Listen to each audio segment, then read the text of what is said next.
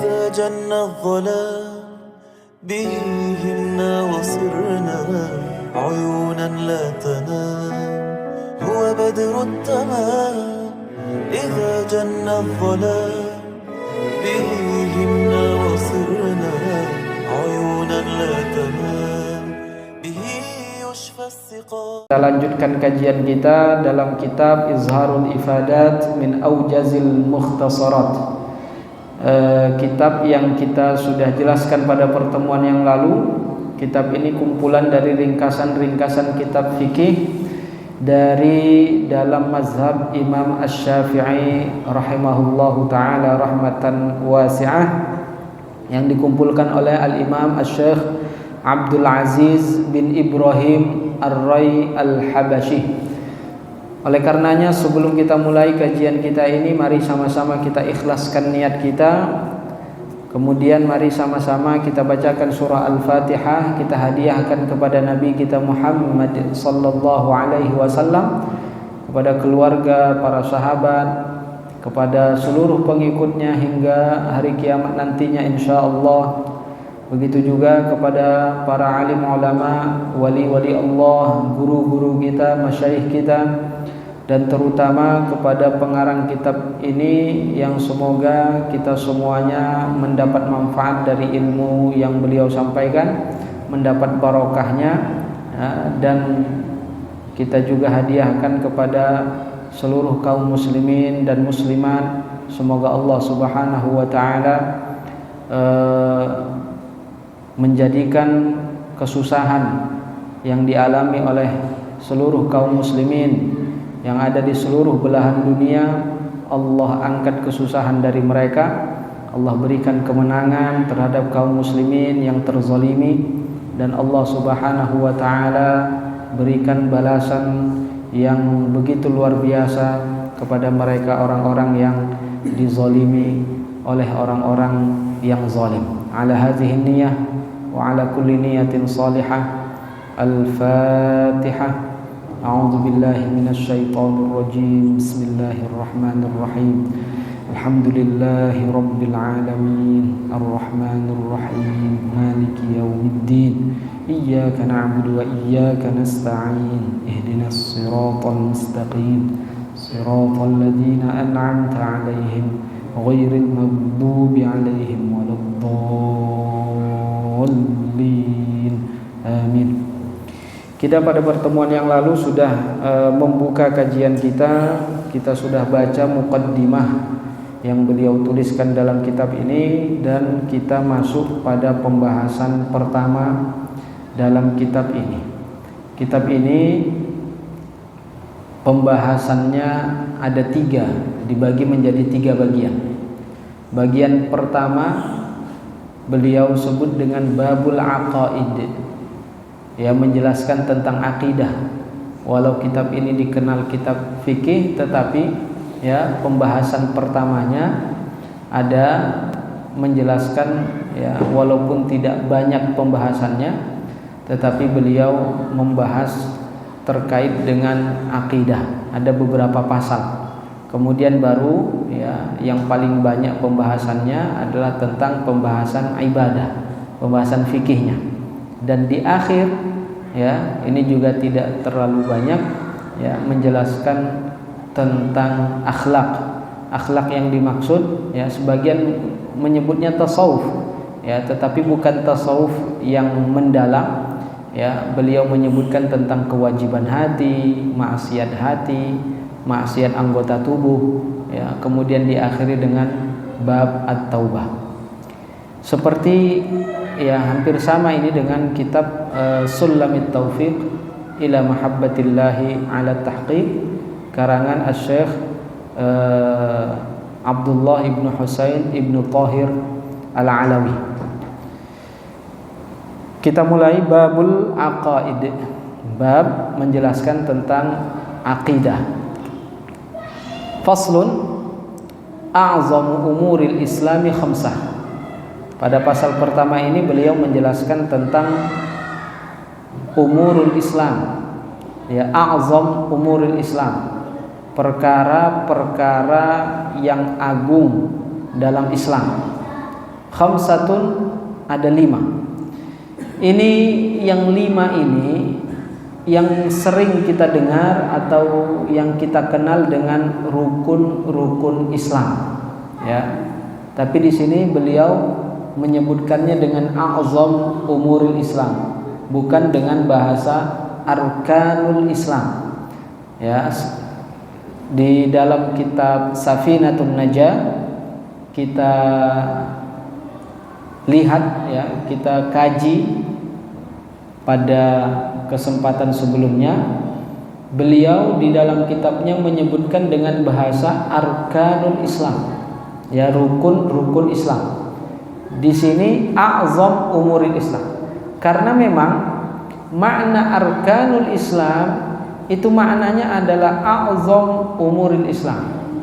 Jadi rukun-rukun Islam itu makna kata rukun di situ tidak sama dengan ketika kita mengatakan rukun-rukun sholat, rukun-rukun puasa, rukun-rukun wudu, ya. Jadi makna rukun di situ berbeda. Kalau rukun sholat, apa makna rukun? Rukun sholat di situ, makna rukun di situ adalah perkara yang tidak boleh ditinggalkan. Jika ditinggalkan maka ibadah tersebut tidak sah, ya. Dan dia merupakan bagian dari ibadah tersebut. Contohnya, rukun sholat diantaranya adalah membaca surah Al-Fatihah. Berarti orang yang sholat tidak baca surah Al-Fatihah, alhamdulillah. Orang yang sholat tidak membaca surah Al-Fatihah berarti sholatnya tidak sah.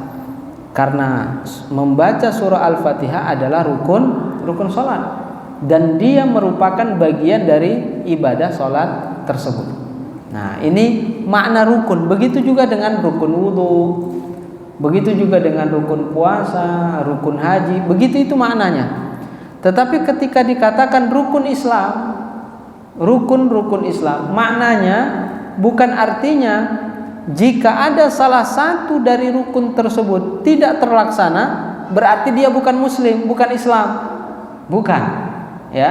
Karena di antara rukun Islam apa di antaranya? Mendirikan sholat, ya, melaksanakan sholat.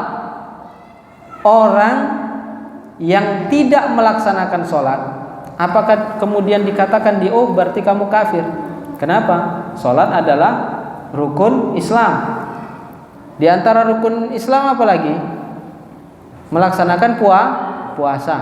Oh, berarti ada orang nggak puasa, apakah dia kemudian tidak muslim?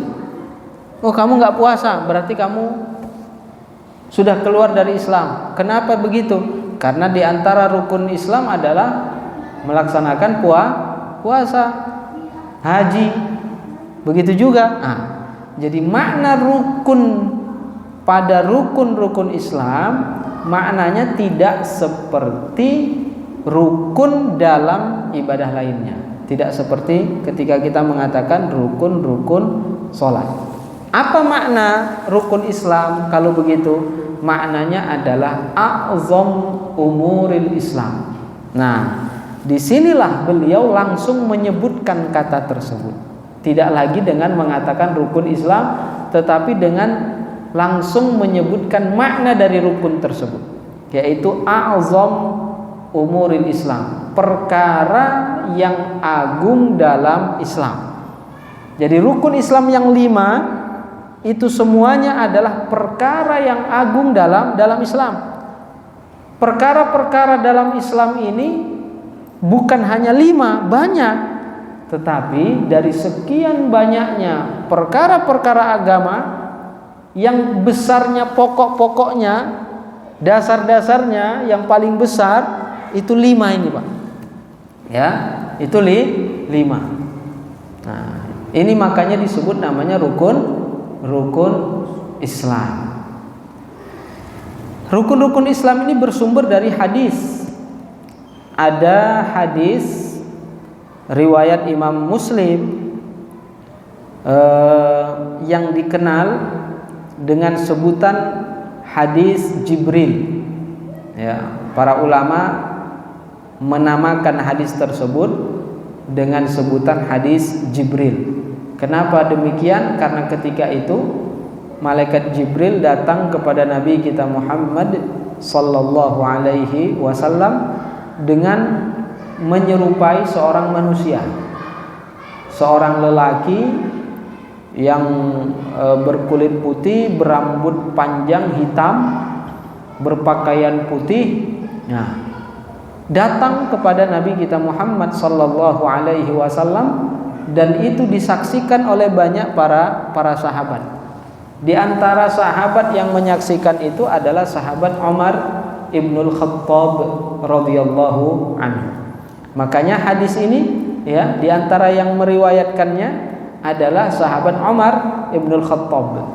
Sahabat Umar mengatakan, bainama nahnu julusun 'inda Rasulillah sallallahu alaihi wasallam zata yaum, ketika kami sedang duduk bersama Nabi sallallahu alaihi wasallam di suatu hari, tiba-tiba tala'a alaina rajulun, datang kepada kami seorang lelaki, syadidu bayadis siyab, lelaki itu pakaiannya putih sekali, ya, artinya putih bersih, putihnya bagus, enggak putih tapi ada bercak-bercak, enggak, putih bersih.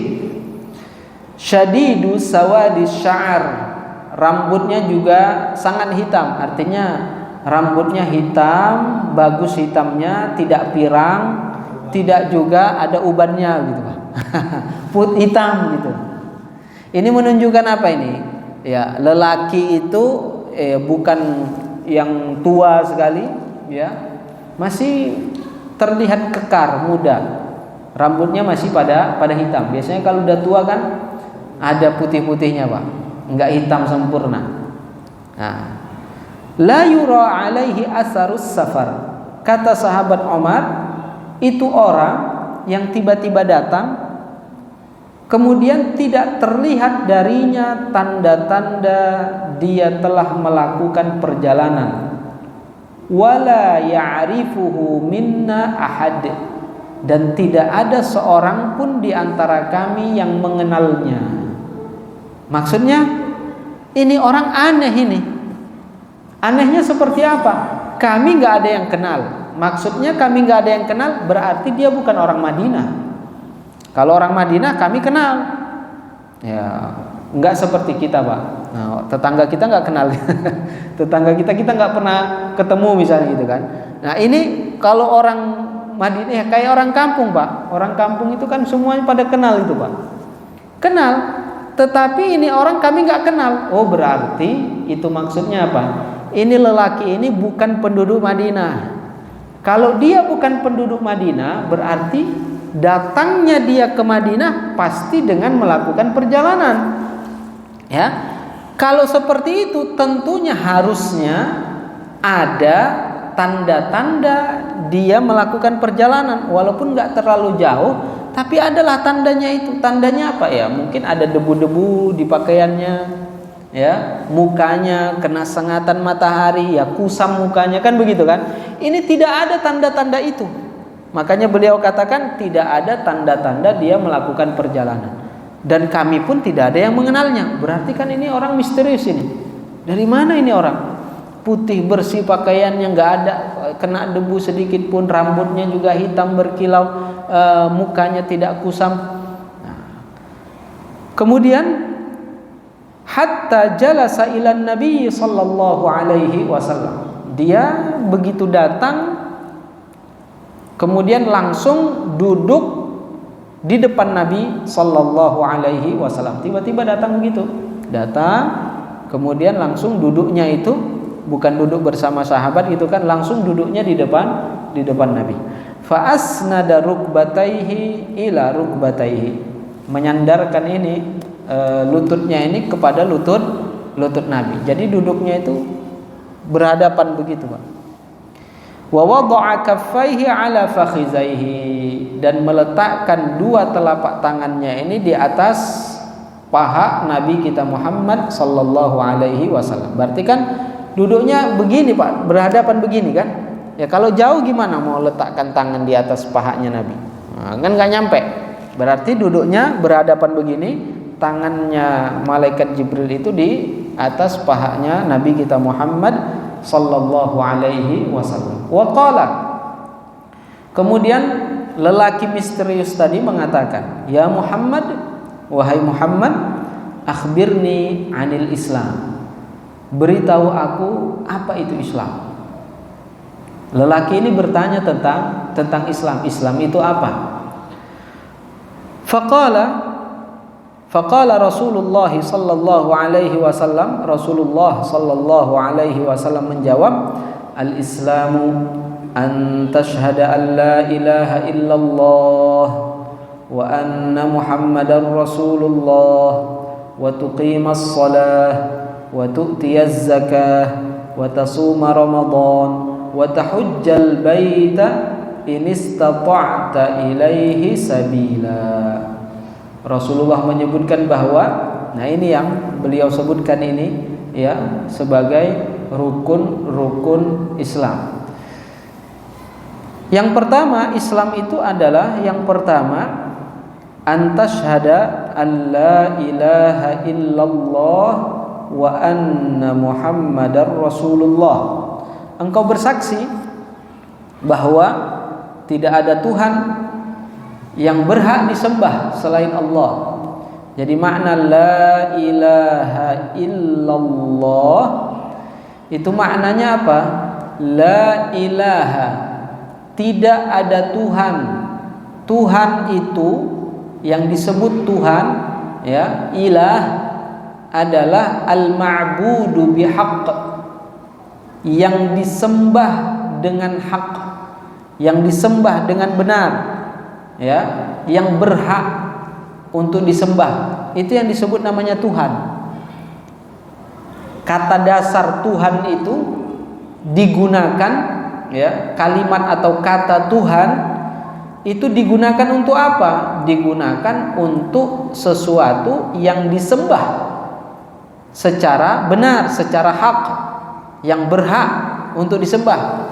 Berarti kalau orang menyembah sesuatu yang disembahnya itu tidak benar, bukan ya, tidak berhak untuk disembah, berarti itu bukan Tuhan. Ya, itu bukan Tuhan, bukan Tuhan yang berhak untuk disembah. Sekalipun dia meyakini bahwa itu adalah Tuhan. Nah, makanya ditegaskan la ilaha illallah. Tidak ada Tuhan selain Allah, artinya yang berhak disembah itu hanya Allah. Di sini kemudian mematahkan keyakinan-keyakinan orang-orang kafir Quraisy ketika itu, ya, ketika Rasul mengatakan kepada mereka la ilaha illallah, semuanya marah. Semua mereka kemudian mencaci maki Nabi kita Muhammad sallallahu alaihi wasallam. Kenapa? Karena kalimat ini memahamkan kepada mereka bahwa apa yang mereka sembah selama ini itu tidak benar. Mereka menyembah bukan menyembah Tuhan. Oh, kami kan ini meyakini bahwa ini adalah Tuhan, kata mereka. Mereka menyembah patung. Mereka yakini bahwa itu adalah Tuhan. Rasul datang mengatakan la ilaha illallah. Oh, berarti ini Muhammad telah mencaci maki kami, kata mereka, begitu kan? Nah, jadi makna la ilaha illallah itu adalah bahwa Tuhan yang berhak disembah adalah Allah, atau tidak ada Tuhan yang berhak disembah selain Allah. Jadi kata-kata yang berhak untuk disembah itu makna yang terkandung di dalam kata ilah. Jadi kalau hanya diterjemahkan tidak ada Tuhan selain Allah, ya, mereka akan komplain, ini Tuhan, kata mereka. Kata mereka mengatakan bahwa patung itu adalah Tuhan. Yang menyembah matahari mengatakan matahari itu adalah Tuhan. yang menyembah api, mereka mengatakan api itu adalah Tuhan. Yang menyembah binatang, mereka mengatakan binatang yang mereka sembah itu adalah Tuhan. Berarti kan ada Tuhan selain Allah, kata mereka kan begitu. Nah, jadi makna la ilaha illallah adalah tidak ada Tuhan yang berhak untuk disembah. Jadi yang mereka sembah, yang mereka anggap Tuhan, itu bukan Tuhan yang berhak untuk disembah. Jadi tidak layak disebut Tuhan. Hanya mereka yang meyakini itu sebagai Tuhan. Tetapi pada hakikatnya itu bukan Tuhan. Jadi yang berhak untuk disebut Tuhan siapa? Allah. Nah, inilah keyakinan Nabi kita Muhammad sallallahu alaihi wasallam yang diajarkan kepada para sahabatnya sampai kepada kita. Dan ini menjadi syarat mutlak seseorang itu dikatakan beriman. Jadi aneh Pak, kalau ada orang sekarang mengatakan bahwa semua agama itu benar. Ya, ini bertolak belakang dengan makna la ilaha illallah. Karena orang yang mengatakan semua Tuhan itu semua agama itu benar, berarti ini maknanya menyatakan bahwa semua yang mereka sembah selain Allah itu adalah Tuhan yang benar. Kan itu maknanya Pak. Kalau Rasulullah sallallahu alaihi wasallam meyakini atau mengajarkan semua agama itu benar, tidak akan mungkin ada peperangan, tidak akan mungkin ada cacian terhadap Nabi, perlawanan terhadap Nabi, siksaan, ancaman, pembunuhan ya terjadi pada Nabi dan para sahabat. Tidak akan mungkin. Ya, semua agama benar ya sudah. Kalian lakukan agama kalian. Nah, mereka mengatakan oh ini kami dianggap benar. Nah, tetapi kata-kata la ilaha illallah ketika Nabi kita Muhammad sallallahu alaihi wasallam diperintahkan untuk berdakwah secara terang-terangan, Nabi kita Muhammad kemudian keliling kepada semua orang Arab ketika itu yang lagi berkumpul. Di sana itu ada musim mereka itu berkumpul di Makkah. Mereka bawa barang dagangan mereka begitu kan. Ada musimnya mereka berkumpul di Makkah. Ketika itulah kesempatan itu Nabi kita Muhammad berkeliling kepada mereka.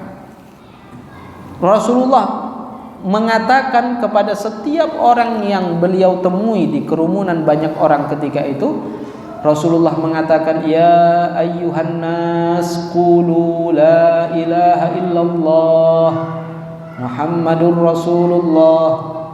Wahai orang-orang, katakanlah la ilaha illallah. Kalau makna la ilaha illallah ya tetap meyakini bahwa semua agama itu benar, semua Tuhan itu berhak untuk disembah, tentu ya mereka akan mengatakannya dan mereka akan menerimanya. Tetapi kebanyakan mereka tidak menerima, memerangi Nabi kita Muhammad dan bahkan mengatakan Muhammadun majnun, kata mereka. Nabi Muhammad adalah orang yang gila, kata mereka begitu. Nah, jadi rukun Islam yang pertama kata Rasul adalah bersyahadat atau bersaksi meyakini bahwa tidak ada Tuhan yang berhak disembah selain Allah, dan Muhammad adalah Rasul utusan Allah. Setiap umat dari satu nabi yang diutus, maka dia wajib meyakini kerasulan atau kenabian nabi tersebut. Ya, misal ketika di masa Nabi Ibrahim alaihissalam, ya, umatnya wajib meyakini bahwa Nabi Ibrahim adalah Rasul. Mereka mengatakan la ilaha illallah Ibrahim Nabiullah. Ya, ketika Nabi Musa alaihissalam diutus, ya, semua orang ketika itu wajib beriman kepada Nabi Musa. Wajib beriman kepada Nabi Musa alaihissalam. Mereka mengatakan la ilaha illallah Musa Nabiullah, Musa Rasulullah. Ketika Nabi Isa diutus, ya, juga wajib beriman kepada Nabi Isa.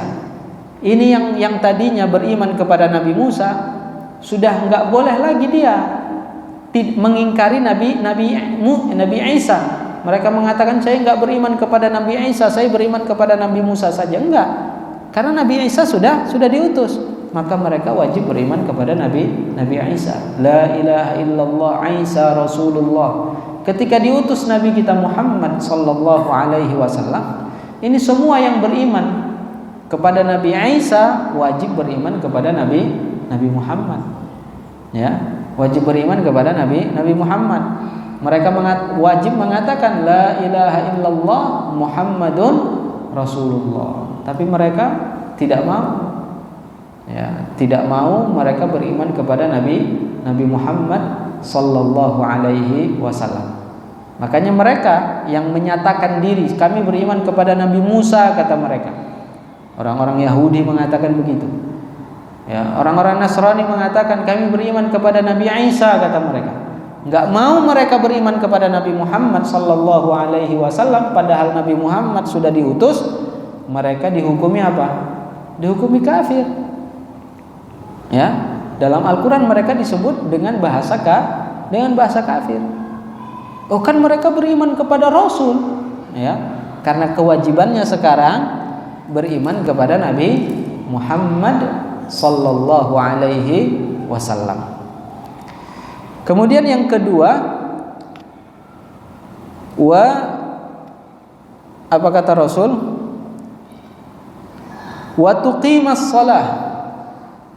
Engkau mendirikan salat. Mendirikan salat artinya melaksanakannya. Wa iqamis shalah ay idamati fi'liha, melakukan salat tersebut terus menerus. Jadi bukan maksudnya melakukan salat sekali melakukan salat udah lepas kewajibannya, besok-besok enggak salat lagi, bukan. Tetapi maksud mendirikan salat ini wa tuqimas shalah artinya antuqimaha antaf'alaha 'ala dawam, seterusnya dilakukan salat tersebut. Ya, idamati fi'liha, melakukannya terus menerus. Ada orang mengatakan begitu, Pak. Kan perintahnya melakukan salat. Kan saya udah melakukan salat. Jadi enggak mesti harus setiap hari melakukan salat. Kan udah. Katanya begitu, udah. Jadi kalau udah sekali udah lepas katanya, udah nggak sholat lagi, bukan. Yang dimaksud bukan seperti itu maknanya. Maknanya adalah melakukannya secara terus menerus. Makanya bahasa itu dari mana itu dipahami? Dari mana itu dipahami melakukannya terus menerus? Kenapa nggak melakukan sekali saja cukup? Ya, ini dipahami dari pernyataan Nabi kita Muhammad dalam hadis pakai bahasa fi'il mudhari'. Jadi fi'il mudhari' ini, nah, dalam bahasa Arab ada namanya fi'il madhi, fi'il mudhari', fi'il amr itu kan. Nah, itu semuanya mengandung makna. Kalau disebut fi'il madhi, ya udah yang lalu, masa lalu. Ya, sekali dilakukan yang lalu ya sudah, ke depan udah enggak lagi. Tapi Rasulullah tidak menggunakan fi'il madhi, tetapi menggunakan fi'il mudhari. Fi'il mudhari ini bisa bermakna alat dawam, seterusnya. Ya, terus menerus dilakukan keseharian. Jadi kebiasaan seterusnya. Nah, itu makanya Rasulullah menyebutkannya dengan bahasa pakai fi'il mudhari. Iya. Iya. Saat itu kan belum ada istilah fi'il mudhari. Kita yang sekarang ini. Iya. Bagaimana pemahaman saat ini? Kita bayangin Rasulullah bersama Umar dan Iya. Jadi kajian atau ilmu nahwu itu kan pembahasannya ilmu nahwu dan ilmu sharaf. Ilmu bahasa itu diambil dari bahasa Arab itu sendiri. Jadi orang Arab dulu, Pak, orang Arab itu bisa berbahasa Arab tanpa harus belajar bahasa Arab. Ya. Nggak mesti mereka belajar bahasa Arab baru bisa bahasa Arab. Beda dengan kita kan begitu kan. Nah, mereka ketika mengucapkan itu, ini beda dengan orang Arab sekarang ya. Orang Arab sekarang bisa ngomong bahasa Arab, tetapi untuk makna-makna bahasa Arab itu sendiri, untuk pendalaman makna bahasa Arab itu mereka juga harus belajar. Ya, jadi bukan mesti orang Arab baca hadis kemudian langsung tahu makna hadis, enggak. Kalau enggak belajar enggak bisa. Ini berbeda dengan orang-orang Arab dulu di masa Rasul dan di masa setelahnya beberapa masa setelahnya. Itu dulu disebut namanya mereka itu orang-orang Arab itu apa disebut namanya? Mereka dapat berbahasa Arab dan mengerti sastra bahasa Arab tanpa harus belajar. Mereka sudah paham. Jadi mereka tahu apa maksud tujuan dari kata-kata Rasul tadi. Bahasa mereka, dan mereka tahu tanpa harus belajar. Kemudian orang-orang Arab ini kan Islam ini menyebar sampai di luar Arab. Sehingga kemudian banyaklah percampuran ini, orang Arab menikah dengan non Arab begitu kan. Kemudian orang yang bukan Arab juga masuk di negara Arab. Sehingga kemudian ini orang lambat laun perkembangan zaman, orang Arab sendiri bahasa Arabnya jadi lemah. Terkontaminasi udah Pak bahasanya. Jadi udah lemah. Ya. Kayak ini aja Pak. Orang Jawa udah pindah ke Sumatera, udah nggak bisa bahasa Jawa, nggak bisa bahasa Jawa kromo gitu kan, nggak tahu dia. Ini contohnya saya sendiri nih Pak. Nah, ya begitulah ibaratnya. Sehingga para ulama kemudian membuatlah ilmu ini, tata bahasa Arab, ilmu bahasa Arab. Supaya apa? Supaya orang Arab yang tidak memahami bahasa itu tahu, begitu juga orang yang non Arab juga tahu, bisa mempelajari bahasa Arab. Nah, disitulah kemudian para ulama dalam ilmu itu mengatakan ada fi'il madhi, ada fi'il mudhari, ada fi'il amr. Ini untuk kita, bukan untuk mereka para sahabat. Ya, para sahabat tanpa belajar itu mereka paham. Jadi kata-kata Rasul ini mereka paham. Jadi bukan mereka sholat sekali sholat udah enggak. Nah, mereka paham bahwa bahasa Rasul itu memahamkan bahwa sholat itu harus terus menerus. Seperti itu Pak. Kemudian wa tu'tiyaz zakah, mengeluarkan zakat.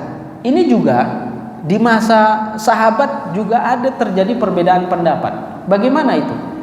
Ada yang berpemahaman bahwa zakat ini dikeluarkan hanya ketika Rasul masih hidup. Ketika Rasul sudah meninggal, mereka nggak mau mengeluarkan zakat. Ada beberapa kelompok di masa Rasul, di masa sahabat itu, ketika Rasulullah meninggal, mereka nggak mau mengeluarkan zakat. Ini biasanya ngeluarin zakat, ini kok nggak ngeluarin zakat?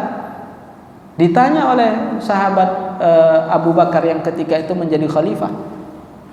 Katanya kami nggak mau mengeluarkan zakat lagi. Kenapa? Orang Rasul sudah meninggal. Lah emang kenapa kalau Rasul sudah meninggal? Ya, mereka pahamnya zakat itu dikeluarkan ketika Rasul masih hidup saja. Nah ini sahabat yang lain enggak, itu kewajiban tidak terbatas saat Rasul masih hidup. Nah, di situ aja terjadi perbedaan pendapat di kalangan mereka Pak. Padahal mereka yang bahasa Arabnya bisa mereka pahami tanpa perlu mereka belajar. Apalagi kalau sampai sekarang. Makanya nggak bisa kita itu membaca hadis langsung jadi ulama, itu nggak bisa Pak. Para sahabat sendiri aja mereka masih ada perbedaan pendapat seperti itu. Mereka paham ada ayat Al-Quran, khuz min amwalihim shadaqatan tutahhiruhum wa tuzakkihim biha wa shalli alaihim. Ayat ini mereka pahami bahwa yang disuruh ngambil zakat itu adalah Rasul. Khuz, ambillah olehmu wahai Muhammad. Ini perintahnya kan kepada Rasul. Rasul sudah meninggal, jadi siapa yang mau ngambil? Ya berarti kami nggak wajib ngeluarin zakat lagi, kata mereka begitu. Washolli alaihim, dan di situ juga ayat itu menyebutkan kalau mereka sudah memberikan zakat kepada Muhammad, doakan mereka. Nah, jadi dulu Rasul ngambil zakat, Rasul mendoakan mereka yang mengeluarkan zakat. Nah, Rasul sudah meninggal, berarti yang ngambil sudah nggak ada, yang mendoakan juga sudah tidak ada. Berarti kami nggak harus ngeluarin zakat lagi, kata mereka begitu. Nah, ini kemudian diminta oleh khalifah mereka untuk tetap mengeluarkan zakat. Ternyata mereka nggak mau, nyeyel mereka.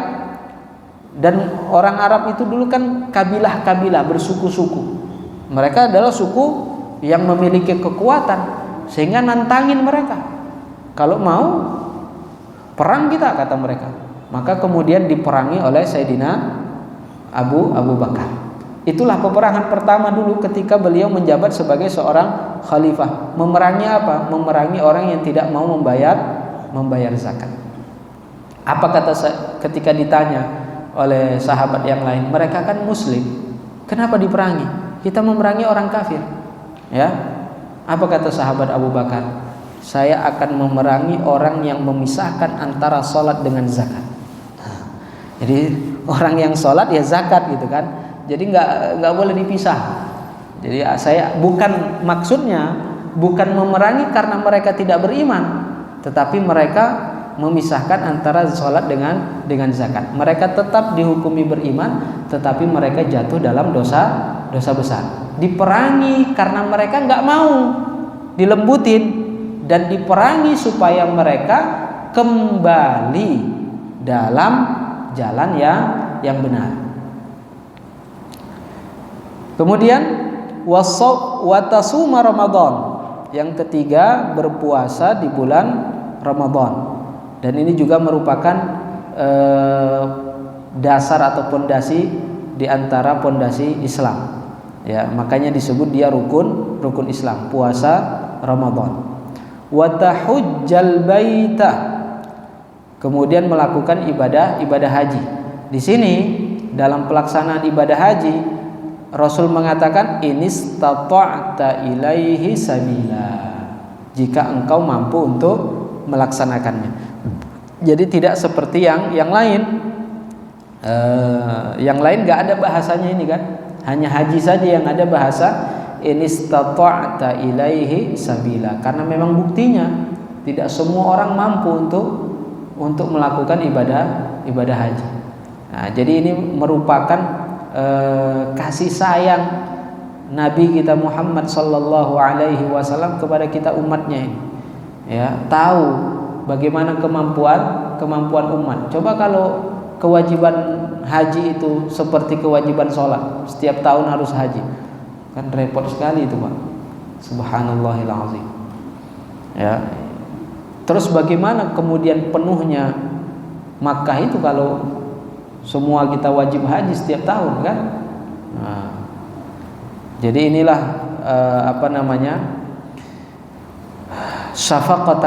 syafaqahnya Nabi kita Muhammad, kasih sayangnya Nabi kita Muhammad sallallahu alaihi wasallam.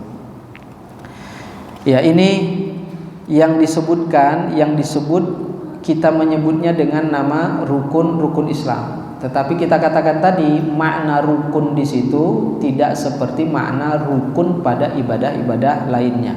Makna rukun di sini adalah a'zam umuril Islam, perkara yang agung dalam Islam. Ya, sebagian mengatakan al-asas, ya, dasar pondasi dari sekian banyaknya perkara Islam, ya, yang agungnya, yang besarnya, yang jadikan pondasi ini. Jadi perkara-perkara lainnya itu bercabang dari perkara yang lima ini. Nah, baik, ada yang ditanyakan ini, Pak. Kalau kita lihat jihad itu kan perkara yang agung, ya. Dan jihad itu kalau kemudian datang kewajibannya, hukumnya wajib. Ketika ada perintah jihad, ya, ketika itu Rasul dan para sahabatnya pergi. Kenapa? Karena hukumnya wajib. Tetapi tidak masuk dalam rukun Tidak masuk dalam rukun Islam. Jadi dia bukan asas. Ya, jadi dia bukan asas. Bukan dasar, bukan itulah yang istilahnya yang paling penting. Masih ada yang paling penting, apa itu yang 5 ini. Ya, jadi ada orang sekarang ini sibuk berjihad, tapi nggak sholat. Nah, ini namanya apa namanya? Dia tidak tahu mana yang asas, mana yang dasar, dan mana yang bukan dasar, mana yang cabang. Harusnya yang dasar itulah yang kita unggulkan. Baru kemudian perkara yang cabang. Karena ada orang begitu Pak, sibuk ngajak jihad, tapi sholatnya enggak, gitu kan? Atau yang lain tidak. Yang dasar ini yang mestinya harus jadi poin utama terlebih dahulu, tidak mengabaikannya. Nah, baik, ada yang ditanyakan ini Pak? Masih ada waktu ini? Sedikit lagi ya. Nah, baik. Kemudian setelah menyebutkan tentang rukun-rukun Islam, beliau juga menyebutkan tentang rukun-rukun iman. Tetapi tetap sama makna rukun di sini, maknanya adalah a'zamu umuril iman, perkara yang agung dalam keimanan. Ada 6, ya, berarti 6 poin keimanan inilah yang dasar ini. Yang lainnya itu cabang-cabangnya, ya. Yang dasar itu adalah 6. Kalau rukun Islam tadi, ya, itu ada 5. Ini juga bersumber dari hadis yang sama, masih dalam hadis yang sama. Itu lelaki yang datang kepada Nabi kita Muhammad bertanya tentang Islam, kemudian bertanya tentang iman. Dia mengatakan, akhbirni anil iman, beritahu aku tentang iman. Rasulullah sallallahu alaihi wasallam menyebutkan, ya ini mungkin tidak sempat kita sebutkan semuanya, tetapi kemudian setelah Rasulullah menyebutkannya, dia mengatakan shadaqtah, engkau benar. Para sahabat ketika itu jadi pada bingung, ini orang nanya dijawab oleh Rasul, kemudian dia mengatakan kamu benar, seolah-olah dia itu nanya dan dia sudah tahu jawabannya. Jadi bukan orang yang nggak tahu nanya kepada Rasul, bukan begitu. Nah, di sini kan jadi tanda tanya besar. Ini siapa yang orang manusia yang lebih paham agama daripada Rasul? Kan Rasul yang bawa agama itu. Emang ada orang lain yang bawa agama selain Rasul? Kan tidak ada ketika itu kan. Jadi ini siapa yang lebih tahu dari Rasul? Jadi semakin bingung ini para sahabat. Dan ketika itu tidak ada yang berani bertanya. Ini lelaki ini pergi kemudian menghilang begitu saja, dan tidak ada di antara para sahabat yang berani bertanya kepada Rasul siapa tadi itu orang. Sampai selang beberapa hari setelahnya Rasulullah berkata kepada sahabat Umar, tahukah kamu siapa lelaki yang datang ketika itu? Nah, Sayyidina Umar mengatakan Allah wa rasuluhu a'lam. Allah dan Rasulnya lah yang lebih tahu. Kemudian Rasul mengatakan zaka Jibril, itu adalah Jibril. Ya, Rasul yang memberitahukan kepada sahabat, karena sahabat nggak ada yang berani bertanya kepada Rasul. Rasulullah kemudian mengatakan bahwa itu adalah Jibril, ya, datang kepada kalian liyu'allimakum dinakum. Kedatangannya untuk mengajarkan kepada kalian tentang agama. Jadi dia bertanya bukan karena dia tidak tahu, supaya jawaban itu didengar oleh para sahabat, sehingga semua para sahabat ketika itu mengetahuinya. Nah, seperti itu. Baik, kita cukupkan sampai di sini. Insya Allah kita lanjutkan pada pertemuan berikutnya. Mudah-mudahan bermanfaat, dan mari kita tutup seperti biasa. Kita tutup dengan mengucapkan tahlil dan salawat kepada Nabi. La ilaha illallah, Allahumma salli ala sayyidina Muhammad wa ala alihi wa sahbihi wa sallim.